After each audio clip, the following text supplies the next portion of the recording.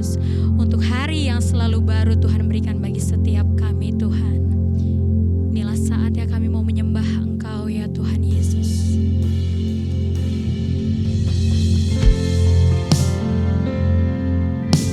Biarlah kami mengikut Engkau sampai akhir hidup kami ya Tuhan. Dimanapun kami berada, kami selalu ingat Engkau ya Tuhan Yesus.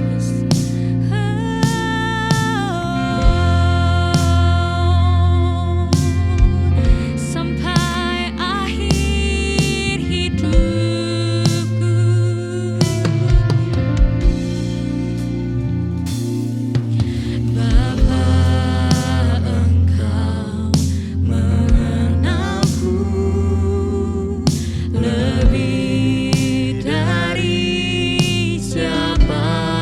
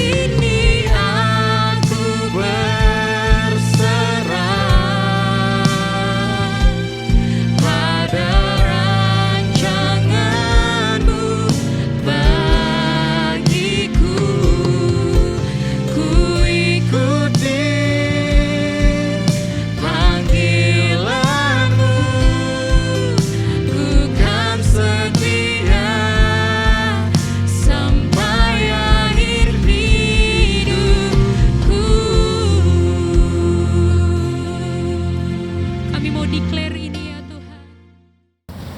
Puji nama Tuhan, kita ketemu lagi di hari Selasa yang saya yakin banyak Anda menantikan program MRS Bertanya. Sudah 2 episode kita bedah hormon yang ada hubungannya dengan kecantikan, kesehatan wanita, seksual wanita. Hari ini khusus kita akan berbicara hormon dari sisi pria. Dan ternyata yang namanya hormon progesteron itu bukan hanya ada di pria dan bukan hanya di wanita, tetapi juga ternyata bukan hanya berhubungan kepada alat seksual atau reproduksi. Memang ada bagian-bagian lain juga tersentuh, terkoneksi oleh hormon ini. Oke, tetapi yang kita akan bahas, dan Bu Elsa juga mungkin nanti kalau mau ada pertanyaan kepada Dokter Ana mumpung di sini, hormon ini bagaimana hubungannya dengan seorang pria? Silakan Dok. Yang pengantar saja dulu. Ya. Baik. Testosteron banyak orang bilang sebagai hormon laki-laki. Cuma tadi benar yang Bapak bilang sebenarnya dia ada juga pada perempuan. Ya. Karena hanya persentasenya saja yang berbeda. Ya. Dan dia fungsinya bisa kita bilang 50-50 lah kalau ditanyakan secara persentase. Jadi tidak hanya pada organ reproduksi atau fungsi seksual, tetapi juga pada fungsi jantung, pembuluh darah, kardiovaskular, karena dia ada faktor proteksi terhadap jantung dan pembuluh darah. Terus juga dia ada faktor pada metabolisme lemak. Juga kenapa kita lihat kenapa laki-laki pada usia di atas 40 biasanya perutnya sudah mulai gede. Gua banget tuh. Terus ya itu karena dia berpengaruh sekali pada metabolisme lemak. Metabolisme lemak. Dan juga bagaimana pembentukan muscle mass, massa otot. Massa otot. Jadi otomatis kalau testosteronnya low biasanya massa ototnya akan rendah. Walaupun sudah olahraga resistance dengan beban dan lain-lain, tapi biasanya kalau memang testosteronnya low sekali, muscle-nya tidak akan terbentuk. Tetap dia akan tinggi di fat mass-nya. Oh gitu. Ya. Juga dia berpengaruh sekali kepada self esteem pada laki-laki. Iya, kepercayaan diri. Iya, itu juga kenapa biasanya kalau laki-laki orang bilang kok kayak cewek banget ya, bawaannya melo, terus katanya sensi, ya itu biasanya karena tadi berhubungan dengan self esteem, terus stabilitas mood pada laki-laki itu testosteron. Padahal seringkali itu dihubungkan dengan kasus perkawinannya, kasus keuangannya, kasus pekerjaannya. Tapi ternyata ada biang yang ada dalam tubuh sendiri yang harus ditangani. Gitu ya Dok? Iya, itu yang makanya orang bilang pada relationship intinya bukan hanya perkawinan. Kita harus pastikan bahwa diri kita itu dalam kondisi baik, sehat, semuanya, baru kita juga bisa memiliki relationship yang baik. Salah satunya itu. Jadi mungkin bukan relationship yang jelek, mungkin sebenarnya diri sendirinya juga yang harus dibenerin, mungkin secara medisnya. Seperti itu. Oke. Good point. Good point. Nah, Ibu Elsa, sampai di sini ada pertanyaan nggak untuk Dokter Ana? Dari sisi kepriaan, jangan lihat saya, jangan lihat saya. Ini umum aja deh, apa yang kamu dengar, apa yang kamu baca. Ya seringkali kita juga lihat di televisi gitu ya, dengan apa suplemen pria begitu ya. Padahal ternyata ini adalah persoalan hormonal. Bu Elsa punya pertanyaan nggak buat Dokter Ana? Apa ya? Kalau pria kayaknya kurang deh, perempuan misalnya. Oke. Nah, jadi memang ini harus ditangani. Mungkin daya rangsang juga ada hubungannya dengan hormon. Iya, untuk maksudnya dalam hal hubungan seksual. Iya. Itu rangsangan, rasa gairah itu yang kita bilang sebagai gairah itu dipengaruhinya sama hormon testosteron. Oke.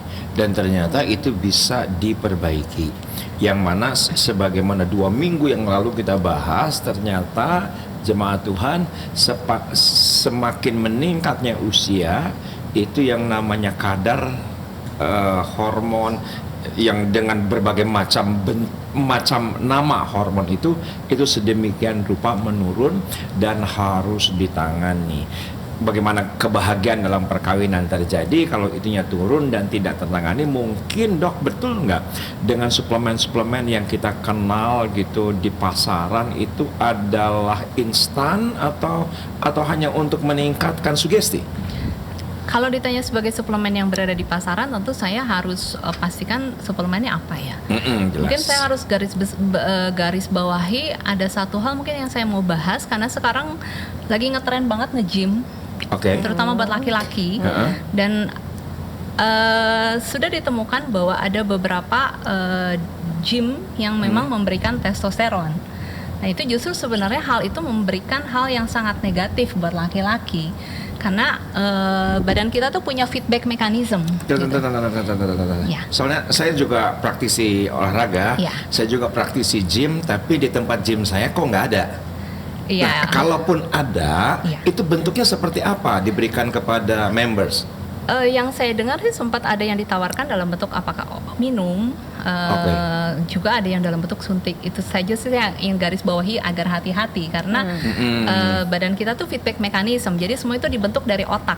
Otak ada rangsangan, dia akan membentuk hormon, dirangsang ke organ yang di bawahnya dituju. Jadi kalau pada laki-laki ya tentu pada testisnya untuk dia produksi testosteron. Nah kalau seandainya pada orang-orang yang dia kita bilang maluse ya, jadi dia salah menggunakan testosteron yang tujuannya untuk muscle. Jeleknya itu adalah nanti kalau testosteron di darahnya tinggi, nanti otaknya akan memberikan feedback mekanisme ke otak, ini testosnya udah tinggi nih, nggak usah bentuk lagi. Jadi nanti hormon yang tujuannya untuk merangsang si testisnya untuk membentuk testosteron akhirnya di stop oleh badan kita.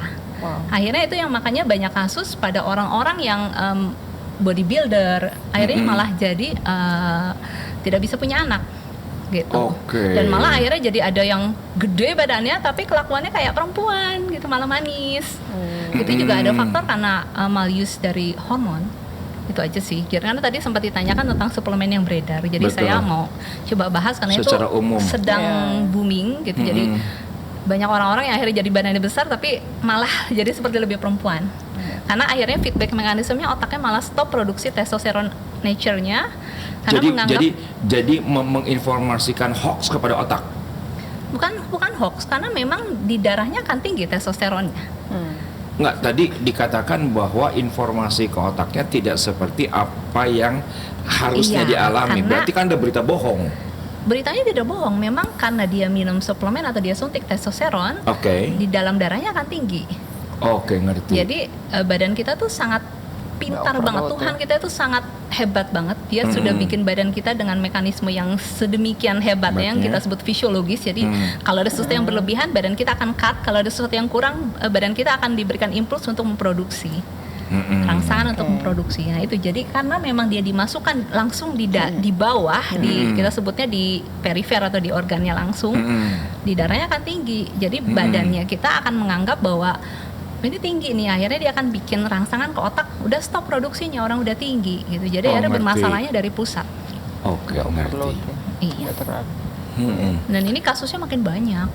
Kasusnya makin banyak. Iya, maksudnya jadi laki-laki yang badannya gede tapi pas ngomongnya jadi manis.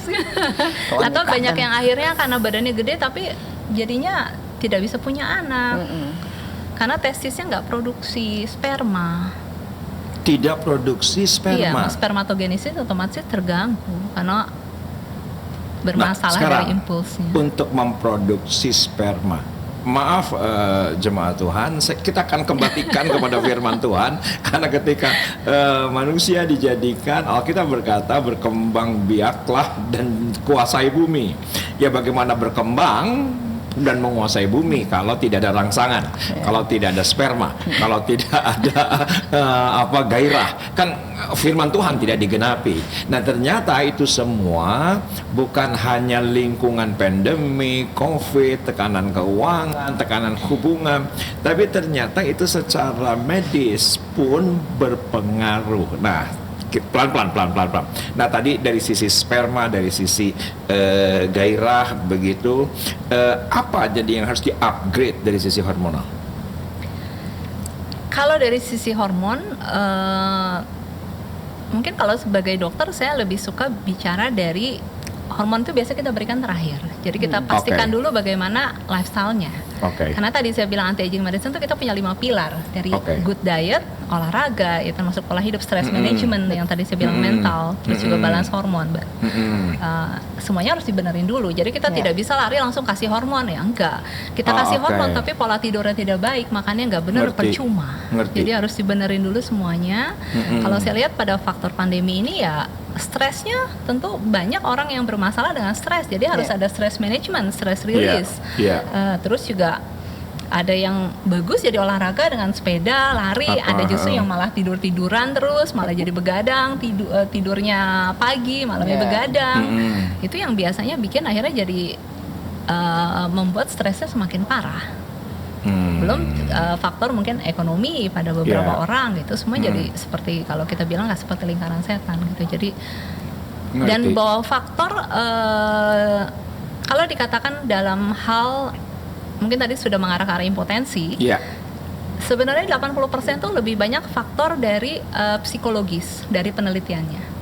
Baru 20% adalah faktor organik. Jadi bahwa memang ada kelainan, apakah dari pembuluh darah, seperti tadi apakah diabetes juga kan akan pengaruh karena aliran darahnya lebih lambat, gangguan hormon, terus juga apakah gangguan saraf. Tapi 80%-nya adalah faktor psikologis. Jadi Nah, psikologis ini tentunya oleh karena hasil daripada hubungan relationship dalam perkawinan, relationship dengan orang tua, relationship dengan trauma masa lalu ketika masih anak-anak. Wah, urusannya panjang ya. Dan ternyata itu bisa mengakibatkan disfungsi, mengakibatkan impotensi, mengakibatkan apalagi mungkin ejakulasi dini dan segala macam. Ternyata 80% itu sudah psikisnya yang harus ditangani, bukan fisiknya. Kalau fisik memang itu adalah ke soal testosteron. salah satunya mungkin kalau hormon ini. testosteron ya. Oke, tetapi jika itu memang oleh karena persoalan hormon, maka harus ke lab dulu, udah gitu diperiksa baru ditangani. Bu Elsa ada pertanyaan buat Dokter Ana? Ini untuk laki-laki ya. Kalau sampai seperti tidak berfungsi lagi, pasti kan dia untuk bergairahnya berkurang ya, Dok ya. Misalnya terlalu udah ya seperti yang tadi itu ya dikasih. Kalaupun enggak dikasih tapi dia terjadi seperti itu gimana ya? Maksudnya harus dirangsang dulu lebih lagi gitu. Itu gimana tuh ya?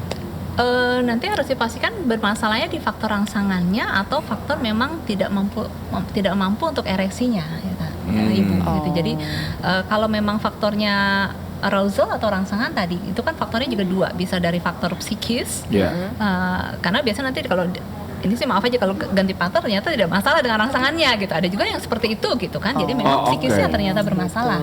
Ada yang memang ternyata memang low testos, jadi dia memang tidak terangsang sama sekali seperti itu. Itu kalau faktor rangsangan. Kalau ada rangsangan otomatis harusnya ada ereksi. Nah kalau ereksi sendiri yang tadi saya bilang faktornya bisa dari saraf, bisanya memang ada gangguan saraf, bisa gangguan memang pembuluh darahnya, termasuk salah satunya kalau ada penyakit penyerta seperti pasien-pasien dengan diabetes mellitus itu biasanya akan ada yang kita sebut sebagai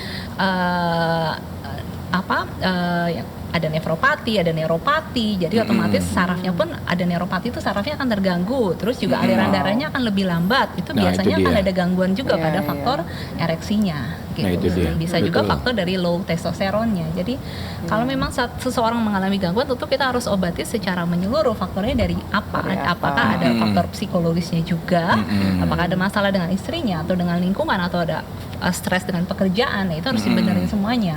Kalau memang ada faktor penyerta seperti diabetes, penyakit jantung dan lain, itu kan semua pengaruh semua karena ereksi itu sebenarnya hanya aliran darah gitu. Itu pun bahwa Tuhan menciptakan laki-laki sedemikian itu pintar sekali gitu Tuhan tuh, bahwa sebenarnya itu kan kalau tidak ereksi dia pasti lemes karena itu sebenarnya hanya seperti spons yang begitu ada rangsangan dia akan mengirimkan impuls aliran darah penuh semua ke situ, jadi dia tegak. Tapi begitu rangsangan hilang dia akan kempes sekali, aliran darah hilang semua gitu. Jadi poinnya di aliran darah. Iya, jadi otomatis penyakit-penyakit yang berhubungan dengan aliran darah pun akan berpengaruh sekali ke faktor ereksi. Jadi kalau memang ada penyakit penyerta dari aliran darah atau jantung atau metabolik seperti diabetes, itu pun harus dibenerin. Jadi ya terapinya menyeluruh gitu. Betul. Tergantung kasus per kasus masing-masing orang. Nah, kalau dokter Ana sendiri di mana di klinik yang dikelola sekarang, berapa persen yang pria yang datang dibandingkan yang wanita? Tentu yang wanita sangat dominan, karena yang pria mungkin malu, sungkan, datangnya ke dokter perempuan. Kan itu juga pasti ada faktor dong. Mungkin laki-laki lebih nyaman ke dokter laki-laki atau seperti apa? Kalau untuk kebetulan karena di klinik yang saya kelola memang kita bukan hanya klinik estetik ya, tapi juga anti aging dan kita lebih ke integrative medicine gitu. Jadi memang ada beberapa juga yang terapi seperti untuk stroke seperti itu. Gitu. Ada juga beberapa kasus yang datang dengan tadi keluhan seperti impotensi seperti itu. Tapi kalau mau di-compare dengan perempuan mungkin memang sekitar 70-30 lah ya. Memang tetap lebih banyak perempuan. Tapi 30 besar loh menurut saya. Iya, karena sekarang kalau saya lihat dengan saya pikir 90-10 loh. Tidak. Semakin kesini sekarang bukan hanya looks good itu bukan hanya dalam arti physical ya, tapi feel good. Gitu. Jadi itu sekarang sudah menjadi suatu kebutuhan bagi masyarakat gitu. Jadi bukan hanya perempuan tapi laki-laki pun sekarang sudah menyadari pentingnya looks good dan feels good untuk kualitas hidup yang baik. Selain itu juga tentu kan tidak bisa dipungkari bahwa beberapa jenis pekerjaan yang membutuhkan dia untuk tampil percaya diri. Betul. Jadi sekarang kebutuhannya semakin tinggi. Jadi bisa dibilang sekarang semakin belum sampai 50-50 tetapi sudah semakin banyak pasien laki-laki. Wah. Hebat juga tuh laki-laki menurut saya. Iya, di luar untuk masalah yang integrative medicine, sekarang pun buat laki-laki yang orang istilahnya botox, jadi brother botox, jadi yang botox, yang tindakan-tindakan lain pun buat laki-laki sekarang sudah biasa. Laser, rejuve yang buat kesehatan kulit sudah makin banyak. Sudah semakin biasa. Oke. Wow, terima kasih Dokter Ana, terima kasih Bu Elsa sudah nemani saya 3 episode yang luar biasa. Saya pikir saya sendiri belajar, saya sendiri menerima informasi-informasi baru. Saya biasa berhubungan dengan orang yang rohani, yang melihat segala sesuatu dari sisi rohani. Ternyata 3 episode ini memperkaya agar kehidupan kita bisa melewati pandemi, kita tetap bisa sehat, kita tetap bisa bahagia, kita tetap bisa tertawa, kita tetap bisa melakukan fungsi kita dengan maksimal sebagai suami kah, sebagai istri kah, sebagai anggota keluarga, anggota masyarakat dengan kebahagiaan. Sekali lagi Dok, thank you. Bu Elsa, thank you. Dan Bu Elsa mau berdoa karena episode pertama dan kedua tidak ada doa, jadi Bu Elsa berdoa buat semua kita. Silakan. Oke, dan doa. Terima kasih. Bapak, terima kasih buat hari ini kami mengucap syukur untuk segala kebaikan-Mu. Engkau telah mengungkapkan segala pengetahuan-pengetahuan untuk diri kami. Terima kasih Tuhan, untuk kami lebih baik, hidup kami lebih baik. Kami boleh terus sehat Tuhan. Dan kami hamba percaya Tuhan, Engkau yang berdaulat dalam hidup kami, dan Engkau yang berkarya dalam hidup kami, dan Engkau sendiri Tuhan yang akan menyempurnakan hidup kami. Terima kasih Bapak, terima kasih buat Dokter Ana, Kau memberkati Dokter Ana, kehidupannya, karirnya Tuhan, juga untuk kliniknya Tuhan, Kau berkati berlimpah-limpah Tuhan, dan juga untuk keluarga besarnya, anaknya semua Tuhan, Kau berkati berlimpah-limpah di dalam nama Yesus Kristus. Terima kasih Bapa, kami mengucap syukur. Haleluya, amin. Puji Tuhan, jemaat Tuhan, kita sampai pada akhir. Terima kasih. Minggu depan kita akan pada tema yang lain, kepada teman-teman saya yang lain. Kembali harus bertanya, tidak bertanya kepada expert yang populer, tapi orang-orang yang ada di sekitar saya. Puji nama Tuhan. Tuhan Yesus memberkati.